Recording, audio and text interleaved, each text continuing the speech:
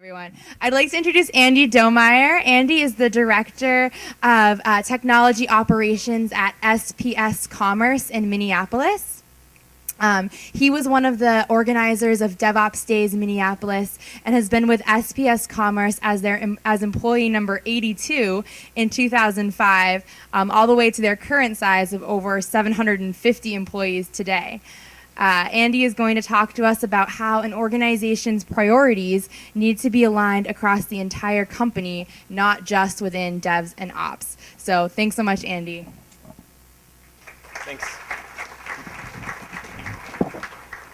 Just real quick, can you guys hear me at all on this thing? No? All right. All right, we'll set that aside. Cool. Well, I kind of doing two computers here so I can see notes here. You guys are so picky, you want to hear. How's that? Is that better? A little bit, maybe? All right, I'll try to talk really loud too. I heard it's not super easy to hear him back. So if you guys can't hear me, just shout at me and I'll start talking louder.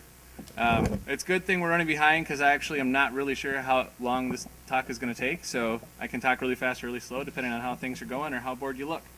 What I wanted to talk about today was talking about how I think priorities have become a really important aspect of whether you're a small company or a large company, and not so much how we're solving that problem, but more importantly, are we acknowledging that problem and what are we doing to help manage that? So understanding things like how empathy plays a role in this and how team size can impact how you need to think about how you're managing these problems. But ultimately, like I talked about before, your badges all say participant. So this conference is all about you guys.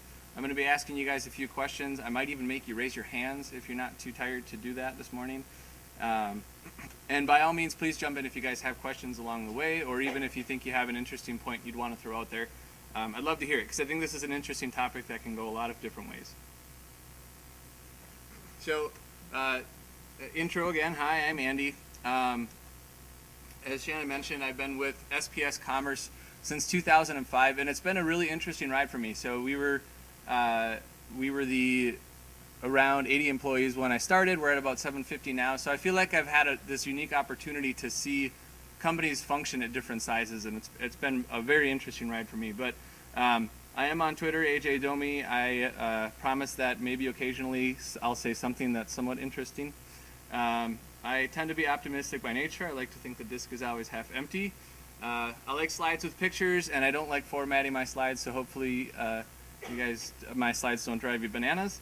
And I like Devops Days organizers. Let's give it a round of applause for these organizers. We would not be here without you guys. I know it's a ton of work. It's a ton of work, but it's awesome. We're all here today. And I don't like having to follow Bridget. I specifically asked not to follow you, Bridget, and they put me here anyway. So, all right. So the first thing I wanted to do is I just wanted to level set on what's the goal, right? When you guys go to work every day, what are you going to work for? What's your goal at the beginning of the day? And I asked Tom and Bridget ahead of time if I could pick on them. So I do want to pick on you, Bridget. When you get back to work after your conference tour that you're going on right now, whether that's Thursday or Friday, what's your goal that day? What are you going to do the day you get back to work? So Bridget's going to set up chef. Tom, are you here somewhere as well? Tom Duffield? Tom, what are you going to do?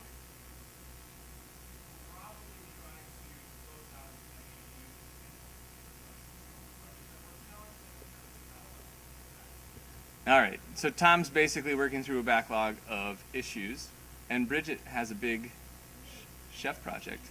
Oh. All right, so Bridget's changing her answer because Tom gave a better one. You were the one that cheated in your tests in high school. Let's keep their answers in mind a bit as we go through these next couple slides here. But Fred Kaufman gave a talk, and I really just love this talk. I listen to it probably every 3 months or so, and I'll reference it a few times through this conversation. But basically his talk is about what is your job? Like what is your job really? And he uses the analogy of a soccer team and how the goal of every soccer player on a soccer team is to win the game, right? You may be a defensive player, you may be an offensive player, but the team goal is logically superior to any goal of any individual. And so how does that apply to our goal in the workplace? What is our goal? So what I like to think our goal is that we want to be awesome, right? We want to deliver awesome service. Is there anyone in here that would argue with the point of saying that when you go to work, your company's goal is to deliver an awesome service? Does anyone disagree with that? So ultimately, if we go back to what Tom and Bridget are talking about, if they're really good employees or if they've got a really good team structure, the things that they're working on are contributing to that goal, right? They're trying to help the company win. They're trying to become awesome or deliver an awesome service. So the question I have for everybody, though, whether it's Tom and Bridget and how they know what to do when they get back to work, or any of you here, is who sets your priorities? How do you know what to work on? What are you going to work on next? How does that align with being awesome? There's a lot that goes into making that happen, and it comes from a lot of different people. Startups are always so interesting to follow, and you tend to be jealous of, holy cow, everything just seems so fluid, and everyone gets to just do awesome things all the time, and then you kind of overlook how much work it is to be, a 4-person team trying to deliver all that, and then you look at large companies that have to do this with the various silos and having the goats that can figure out how to make all the silos talk and all the other animals that Bridget was talking about. I think an interesting analogy to this too is if you think about like a football game. There's coaches for offense, there's coaches for defense, there's even specific role coaches like quarterback coaches. And the idea is that the coaching staff is a leadership team all working to deliver or implement a winning strategy. They want to win the game, right? So I think it's an important question that we all ask ourselves on a regular basis is, do you feel like your leadership is aligned that way? Are you in leadership, or does the leadership that you're working with function in a way that you feel like, this is my offensive coordinator and I feel really good about the strategy and how it's going to help us win the game? Or certainly we all have days where this is how we feel our priorities get set, right? It's an angry mob, it's pitchforks, it's torches, and everybody has those days. It's not, it's hopefully they're few and far between. I love the fact that you can see the Duff beer bottles in the background there. I think it's my favorite part of that slide. But we obviously have those days too, and so there's a balance, right? You want to make sure that you're going to expect these days, but you have to really think about, on a day where it's going to be somewhat normal, what does that look like for you? How do you know what you're going to work on, and how does that contribute to the overall goal? So I wanted to do just a really quick exercise and figure out a little bit. It's Devops Day Chicago. It's the first Devops Days. Let's talk a little bit about who's here.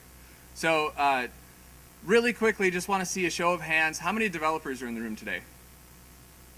For those of you watching, there's like 2. No, I'm just kidding. There's a lot. There's actually I think this is way more developers than we had at Devops Minneapolis. It looked like almost half the room. How many ops folks are here? Raise your hands. Okay, we may have to do numbers because it's possible the developers are outnumbering ops. Just looking at this, which is really, really impressive. It's awesome. Anyone from security here?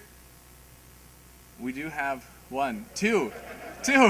I didn't know if you guys would even be willing to raise your hands or not. I think that's awesome though. If you guys haven't watched Ben Hughes' talk from Devops Days Minneapolis, you totally should. A security guy from Etsy who came and talked about how security should get more involved in this community and talk a bit more about it. How about QA?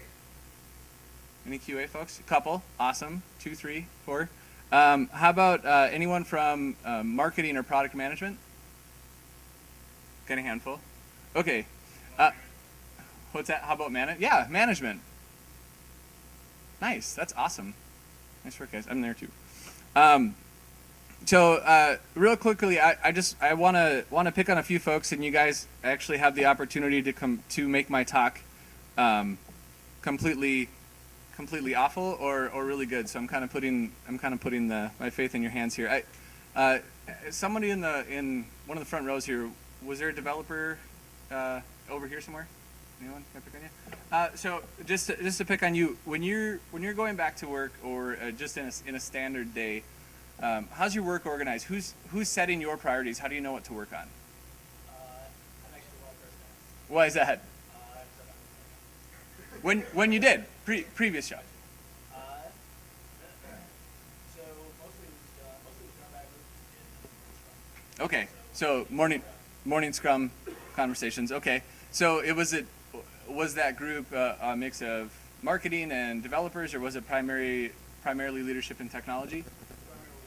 Okay, so technology leadership in that developer example. How about somebody in ops over here? Anyone willing to help answer that question for me?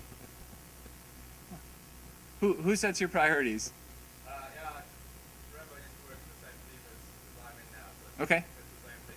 all right. Infrastructure guys together with developers, we work together every day. Okay, and you set those in the Scrum and go from there. All right. How about anyone in the back? Operations engineer back there.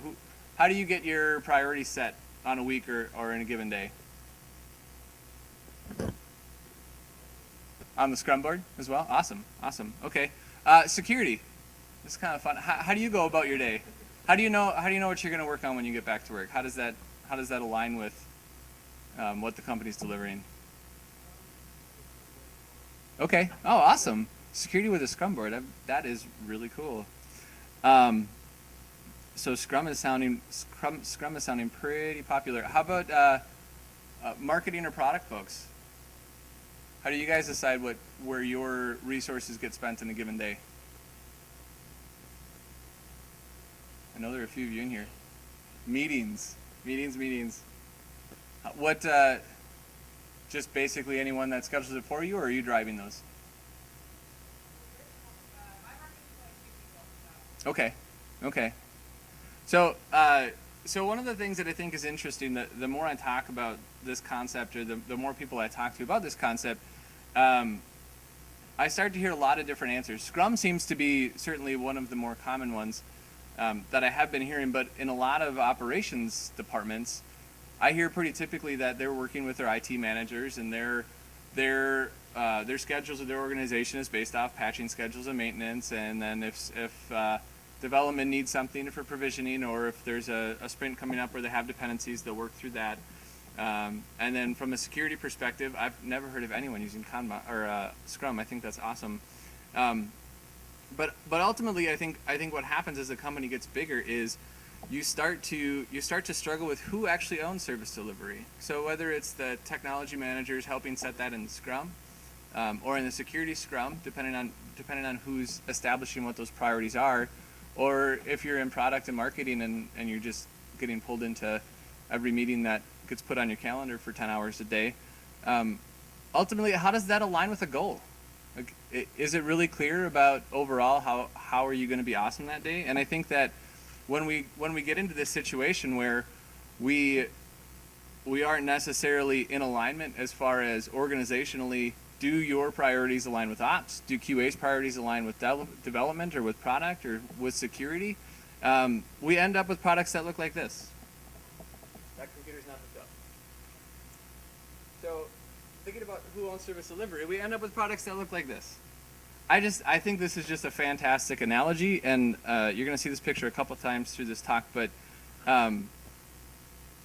just to help me out here, a show of hands, can anyone take this picture as an analogy and apply it to a piece of technology or service or infrastructure that's being ran in your environment today? You know, it's something that, yeah, it needed to get done, but there were some things in the way, but we did it anyway because we needed to get the service out the door and meet these deadlines, and it's there now, but we'll go repaint it later when the hay gets moved, I promise. This happens every day in a lot of different workplaces, and I think there's a really good question around this. Like, who's at fault? Like, keeping this example in mind, like, who's at fault here, right? Who should somebody have gotten out of the truck? Should the road have been cleaned ahead of time?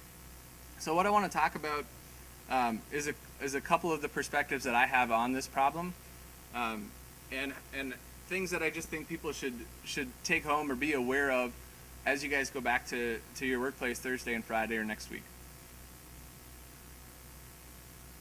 So firstly is, what are we doing to manage this problem? This idea that, you know, I've got priorities, you've got priorities, my leadership, your leadership may be aligned, they may not be. I want to make sure I understand what I'm doing that's going to help us deliver an awesome service. And I think it's really important to acknowledge the idea that this is a problem that you manage. It's not a problem you solve. I don't think that I've ever seen an example, or it would be really hard to justify or prove to me that this is a problem that somebody solved, because the company is going to change. You're going to add new team members to your team. Your team's going to get bigger. Your team could get smaller. And so you really have to approach this as a problem that you're going to manage. And the good news is that everybody has this problem. So this isn't a problem that you just have in your company, it's a problem all companies have. And I think that's what starts to separate really good companies from companies that aren't all that great to work for or don't deliver great service, is that some companies manage this problem better than others. And as a result, they're more awesome. So the first concept that I want to talk about just briefly is priority transparency. At SPS, it's been an interesting watching us grow from a team where everybody just kind of knew what everything was going on to a team where you don't like to use the term silos, but where you start to have larger teams with more specific focus so that they can execute more effectively. And it starts to become hard to understand or figure out what is everybody working on right now, and does that apply to me? How does that apply to me? How can I help? So a question I wanted to ask the folks today is, are there people in the room right now that there's a dependency on you right now? You know it's somebody else's number one problem, but it's not your number one. Raise your hand if you're in that situation. So about a third of the room, not quite. This is a really, really interesting thing to think about. So somebody else at your organization has something that they need to execute on. Ideally, it's for something that makes you more awesome. And they can't do it because it's not number one on your plate as well. And I'm not arguing that your priorities might be wrong. But it's important to stop and ask yourself, do they see that? Do they know what your number one is, since your number one isn't theirs? And that's something that helps you manage this situation more effectively. So it's, going back to like when Bridget was talking about her tickets, and she'd get tickets done and customers might have been happy, but maybe not. It's the same concept. So you've got a queue, you've got a lot of important work to do, and so does everybody else, but they can help and they can understand what's going on if they know that they're not your number one. So I think the soccer example is an interesting one too, where when do you stay back on defense and when do you go forward? What's going to help the team the best? Sometimes you have to make those decisions and understand what the goal is and how you're going to prioritize the 6 things you need to get done, and is this a number one for somebody else, and how do I help them out? So priority conflict happens every day. Whether, I think really basic examples are product features. Are you going to deploy this build? Sorry if you guys are still really hurt over Heartbleed, but I'm sure there are companies out there that had feature releases planned for that day, communicated to customers, and people had to make tough decisions on whether or not they were going to push forward with those things. Or product management and development, figuring out, are we going to go spend our resources building this new feature that we think is going to make our company awesome? Or are we going to fix this bug that is impacting a fourth of our customer base? What's more valuable to spend our time on? And these are conflicts that are going to come up every day that you just have to manage. I think shared infrastructure is always an interesting topic because, unless you're 100% cloud, you have SANs, right? You have servers, you have infrastructure, and you need to decide what you're going to do to maintain and manage those. And a lot of times those same resources are the ones trying to deploy new code or trying to provision new infrastructure for development or anyone else. And then as well, slide got a little goofy here, but provisioning is an interesting one too. How many folks here, because of the speed at which it was needed, hacked together provisioning a node as opposed to taking the extra time it would take to automate it to go forward? Let's just get it out the door. They need it right now, right? So keep your hands up, keep your hands up. How many of you have gone back to automate that since? Half have gone back to automate, which is about right. So we deal with these conflicts every day, and I would argue that sometimes it doesn't make sense to go back and automate that now, or ever potentially. But those are decisions you guys make every day. So it sounds like a lot of folks in here are at a company that's using Agile development practices. Can I just see a show of hands? Whose companies use Agile today? Like 3/4 or so, and the other ones that didn't raise their hands are sleeping anyway, so we'll just say 100% are using Agile.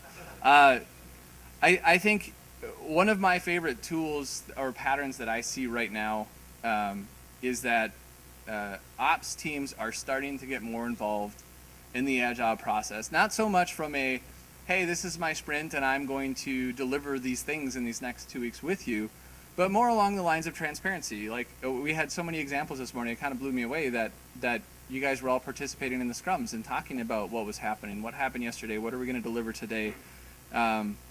Those are really interesting opportunities where I think a lot of times operations fails to make transparent what they're working on. And this is an awesome opportunity to be collaborative. If development wants to collaborate with operations, or if security wants to get more involved in the development process, talking about what you're doing right now is a great forum to start that conversation. Because if, going back to the scenario where somebody's number one isn't your number one, if you're in a scrum talking about what you're working on that day, that developer that's waiting for you might say, hey, you know what? I can actually help you with your number one if you want to go do number two on your list, which is more important to me anyway. That's a really valuable collaboration tool when you're doing that within the Agile process. So the question there, when you're looking at priorities and what you're doing, is going back to this picture, like, shouldn't we just clean the roads before we paint them? That's a pretty obvious idea, right? Same concept goes into how do your priorities align, and are you staying transparent with them? Is your company structured in a way where you guys are getting the roads clean before you paint them? So putting lack of empathy aside as far as the truck driver getting out of the actual car or truck. So enter empathy. I had to laugh at Bridget because I figured, oh, I'm sorry, that slide actually has content on it. So I was thrown off, but you can't see it at all. So in this part of in this transition from talking about priorities, the two things I really want to challenge you to all ask yourselves is, are your priorities really transparent? So a lot of times it's not within our own control to set our own priorities. It's just not. Whether it's something that the product needs delivered, or whether it's something that a customer needs right now, it's outside of our control sometimes what our priorities are going to be. But it's in everybody's control to keep your priorities transparent. So I really want to stress and challenge everyone here to think about, are your priorities transparent? And if you can get really good at keeping yours transparent, whether that's just talking with the people next to you with what you're working on, in your scrums, at the water cooler, then start to challenge others. Are others' priorities transparent? Do you know what your counterparts in security or QA are working on? Let's use the highway example.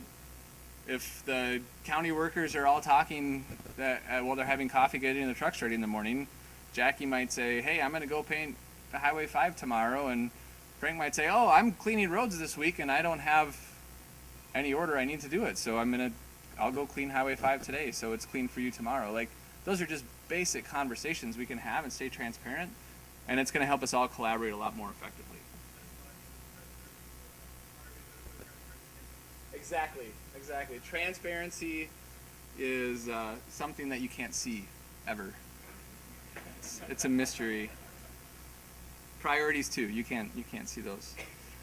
So enter this concept of empathy. So priority transparency, I feel, is really core to helping manage this problem. But as Bridget had talked about earlier, you have to have some empathy here. You have to understand things, and half of these were in Bridget's slide too, so that's why I think they're really funny. But Jeff Cessna is getting lots of shout outs today for his blog post on empathy. If you haven't read it, read it. It's awesome. Going back to this picture again and again, because the more I look at it, the more ridiculous I think this is that this actually happened. Stop the truck, right? Like, hey, there's a pile of hay here. I don't clean the road. I'm just going to paint over it. That doesn't make any sense. We don't do that, or we shouldn't do that in our jobs. Hey, I'm going to install this build. It didn't pass the unit test, but we really need to get it to our customers, so fire in the hole. What? No. Come on. We can do better. Let's figure out why. Why didn't it pass the unit test? Can we collaborate and figure out how to solve that more effectively? Yeah. The automation broke. Configuration management. They must be using Chef. It just doesn't work right. Right, guys? No. Just picking on my chef friends over there. I meant salt, yes. Well, I mean, I suppose there's excuses like, it rained and the hay was heavy, so I couldn't move it. But, like, honestly, this does happen every day, and like this is just such a basic example. Like, be empathetic, So the street wasn't clean. Move the hay. It's not that hard, right? I think that we need to start looking at empathy as a competitive advantage. And the reason I say that is because when you look at whether it's the company size, I think when you look at smaller companies, it's a little easier to build an empathetic organization because there's more of an impact on performance. And as a company gets larger, company size plays a really big role in the importance of empathy and how effective or how optimal your operations, development, security, QA teams can all function. And if you guys are all working together in a way that allows you to both see what you're working on and actually care about it, to Bridget's point, you have to care about it. It takes a lot of pressure. The way I look at it is it takes a lot of pressure off of the organization's responsibility to orchestrate what needs to happen to meet the goal. So I'll try to say that again, maybe in less confusing terms. But the idea is that as you're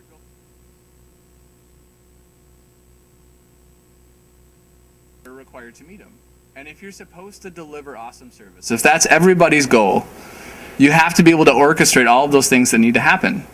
Well, if you have teams that can adjust to and help each other and identify what each other are working on and collaborate a lot more effectively, that is clearly a competitive advantage for any company. Any company that's trying to deliver a service is going to deliver that service faster. It's going to be more effective. You're going to be able to adjust and adapt to change more effectively than a company who puts all this pressure on aligning your priorities perfectly.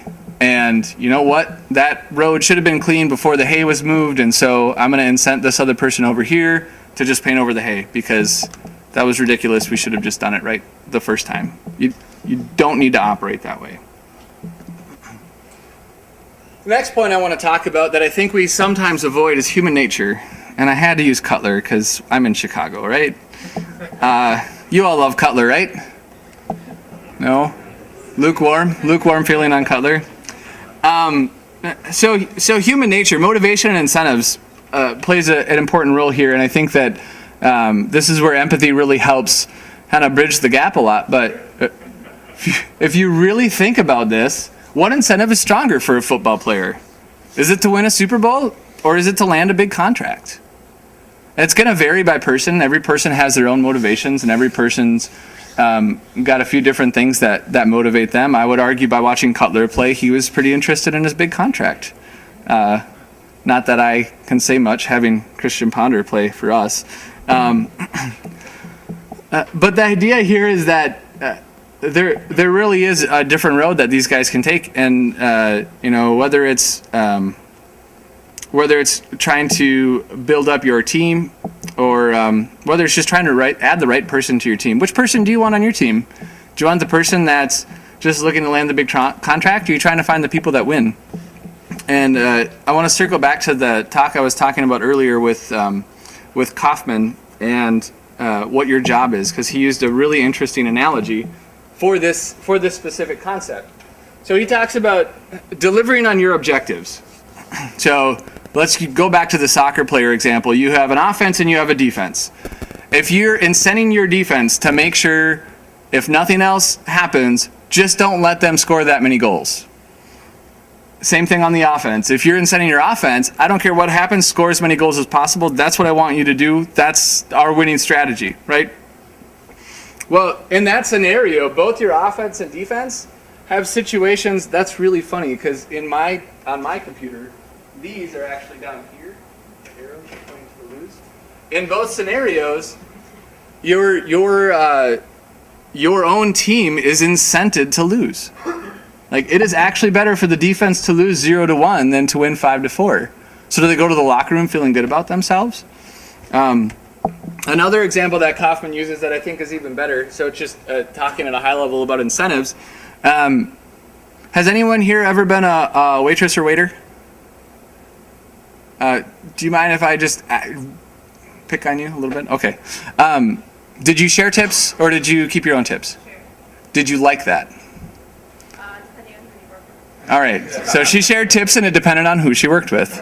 Anyone in here that didn't share tips? Did you prefer that?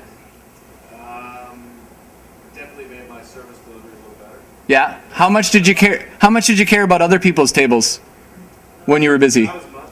How much did you care about other people's tables when you were really busy? See, this is just such an interesting idea to think about. Where if you're sharing tips, you care a lot more about other people's tables than if you're not sharing tips. Well, in that situation, if you're looking at I want to add talented wait staff, but this can be applied to a technology team. I want to add talented wait staff. People are a lot more interested in working for environment where they get to keep their own tips as opposed to sharing if they're really good, because depending on who you work with, you may have to share those tips with somebody who's not as good. But in that same situation, you could also argue that scenario is also contributed to the mentality that they're just trying to land the big contract, right? They're not trying to win. Their tables are going to be satisfied, but the tables next to them that if there's a good football game on and Matt's your server and he gets distracted because he's watching the Bears beat up on the Packers or something like that. No, Bridget. Nobody loses to the Packers in my slideshows.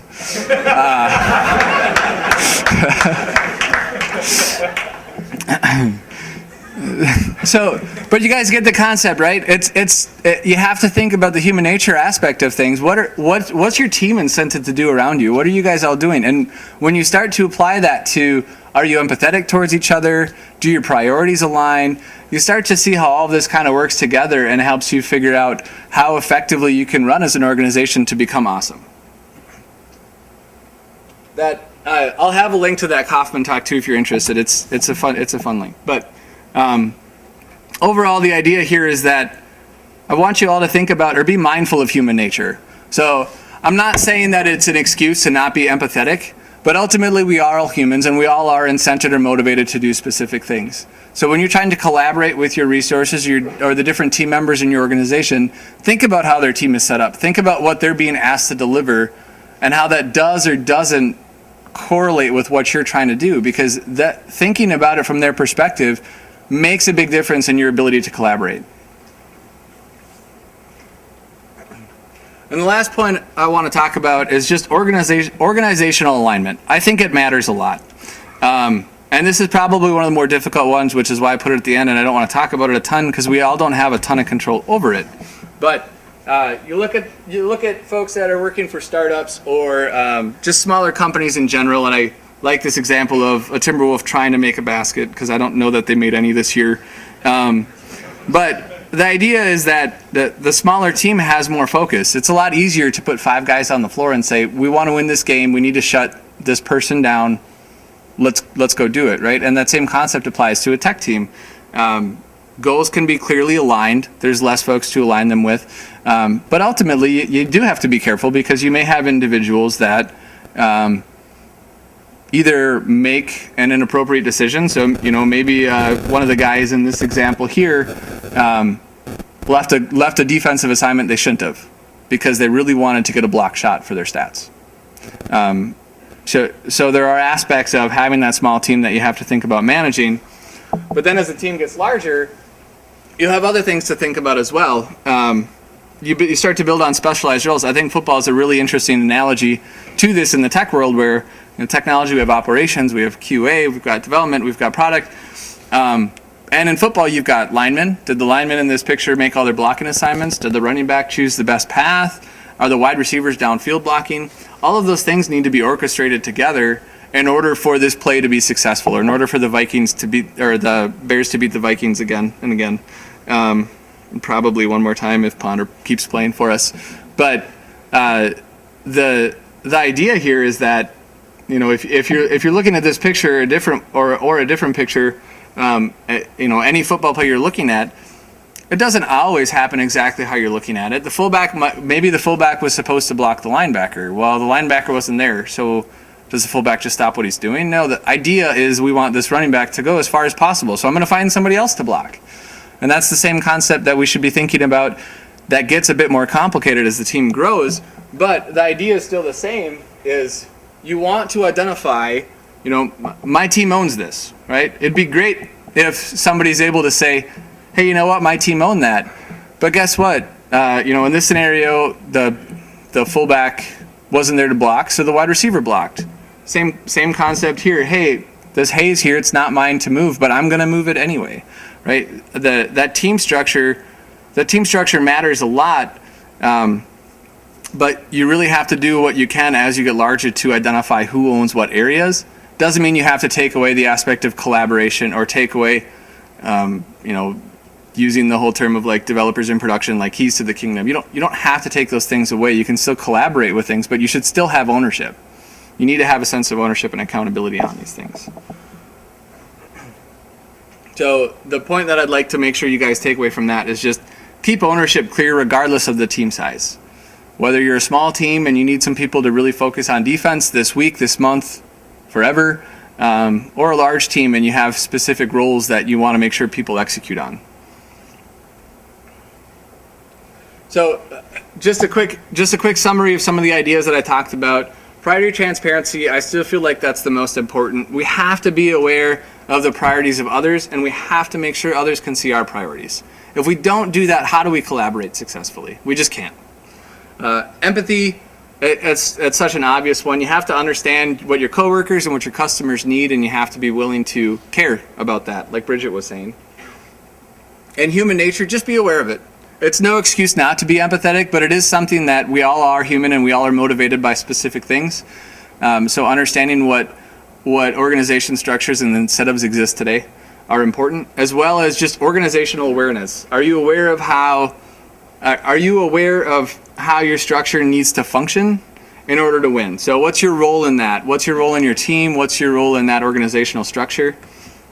And because Matt told me he really wanted people to think about one idea, I think, just added this in real quick, I think what I'd really like you to take into consideration is that aligning and incentivizing an organization, it's not a perfect science. It's constantly changing. It's something that you have to manage. So this isn't a problem you solve for. It's a problem you just have to be prepared to manage forever. It's not going to go away. But the good thing is that everybody has this problem. So it's really more important about, are you managing better than others? That is my talk. Thanks, everybody.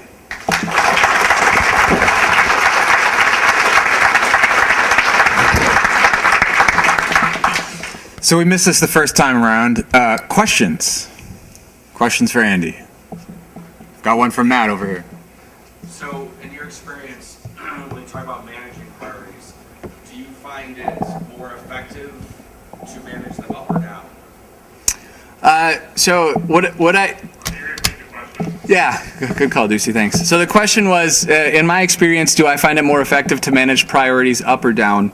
In an ops team, what I've found the most successful pattern to be so far is not so much establishing an exact order, but staying a little looser on it and doing something like a Kanban board where you try to establish, hey, these are like the 6 things I really care about this week.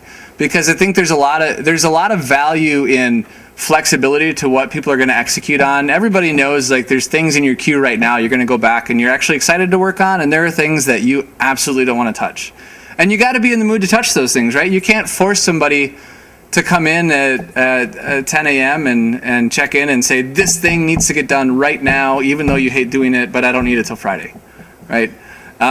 So what I've found, at least on the ops side of things, what I've found to be most successful is Kanban boards that are set up in a way that allow you to just kind of get a pool of things you know you want to execute on, not really sprint-like, but the idea of, hey, here's a queue of work, kind of work through it the best you can. These are most important to me, but ultimately this is what we want to deliver on.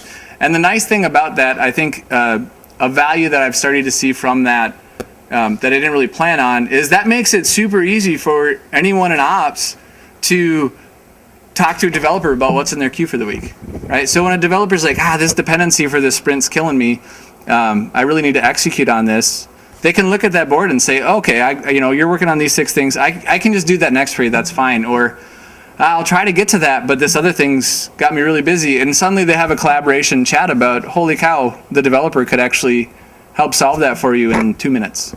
And you get to move on to the next thing. So did that answer your question? It's kind of rambly, but okay. Any other questions? Yeah. So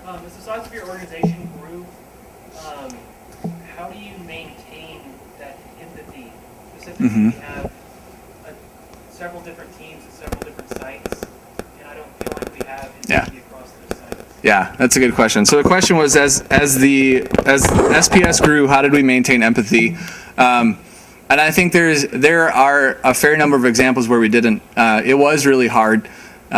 Ultimately, what we ended up doing was we try to align both operations and development resources by a service, so that everybody cares about delivering the same service. So one of the things that I think where we struggled for a while was we got big really fast, and it's been a really successful and fun ride. But as you do that, you start to add all these services to your systems, and they maybe don't all align in the technology footprint, or maybe don't even necessarily align in the type of service they're providing. And so thinking about, do you have engineers right now that care about all of your web services, but also care about your Cassandra cluster? Oh, and they're maintaining your analytics tool. And how does that align with what development's doing? I think that I got some squeaking thing. I think that's an area where organizational alignment, as much as I don't like to use that as an example, is really helpful. Because if you can get everyone aligned on the same services and really care about them, and sometimes it means chopping the team up, right? Hey, you're going to be a team of 2 now, but this is all you're going to care about, and we want you to make it awesome. Not so much siloing their skill sets, but more like, what services are you delivering? So that's a tough one. There's a lot of good reads out there, though, around how to manage empathy and get it instilled into your culture. So any other questions? Awesome. Well, I promise I won't, for those of you who were looking this way, I won't tell you who the security guys were, so you guys are safe. Don't have to worry about it. Great. Thanks for having me, guys. This is awesome.